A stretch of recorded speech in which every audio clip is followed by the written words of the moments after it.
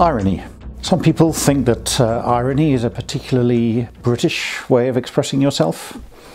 I find it very useful in my writing because what you're doing when you use irony is you're writing one thing or saying one thing and really leaving it to the reader to make the connection and deduce what it is that you really mean. So you could be saying the opposite of what you mean.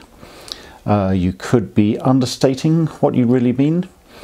But the point about it for me, apart from the fact that it can be funny, it can be a way of making the reader laugh, is that it makes the reader do some work and engages the reader creatively.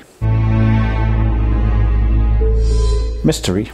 One of my great anxieties as a writer is that a reader will start reading my book and not finish it. Because I myself, as a reader, I'm a great non-finisher of books. And I have come to the conclusion that the only thing that really guarantees that a reader is going to finish a book is curiosity and the desire to have their curiosity aroused by some kind of mystery early on in the first stages of the narrative, and then to read on in the expectation that the mystery is going to be solved. This is why I'm drawn to the crime genre, both as a writer and as a reader, because it's one of the few ways that you can almost guarantee that a reader will finish a book and read it all the way through. The mystery in this book concerns a murder which takes place at a political conference. It's a conference of hardcore conservatives, and it's infiltrated by a political researcher, a blogger, who is left-wing. And on the third or fourth day of the conference, he's found murdered.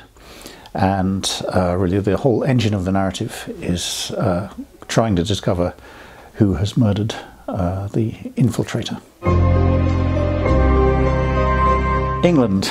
I guess ever since 2016, when the United Kingdom voted to leave the European Union, I've been fascinated by this question of national identity and how a nation feels about itself, how it defines itself. I think of myself as English these days and not British, because I think the Scots and the Welsh and the Irish have a very different identity to us. All of my books released since Brexit, including The Proof of My Innocence, have been an attempt to unravel the mysteries of the English, who I think are very eccentric and mysterious people.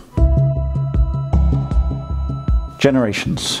There are two generations really in The Proof of My Innocence. There's the older characters who, like me, are in their early 60s. They were at university in the 1980s. They've watched the political landscape of the country change a lot in their 40 years of adult life.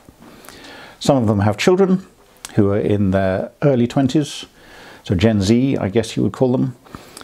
These people belong to the same generation as my daughters, I should say, and I kind of based these characters on my daughters and their friends, and I'm trying to understand what the relationship between these two generations is and how angry Gen Z feels about my generation, or whether it's not a kind of anger but a kind of anxiety simply about the future that we've left to them.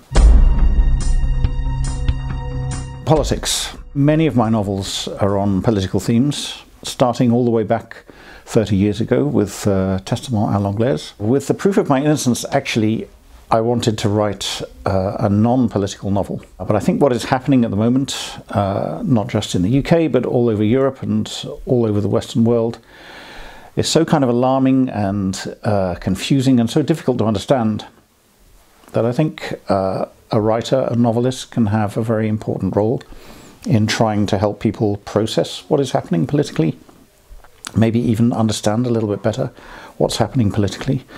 So I took the decision to stage the murder, which is at the heart of the novel, at a political conference, and just like so many of my other books, I ended up writing a political novel without planning to.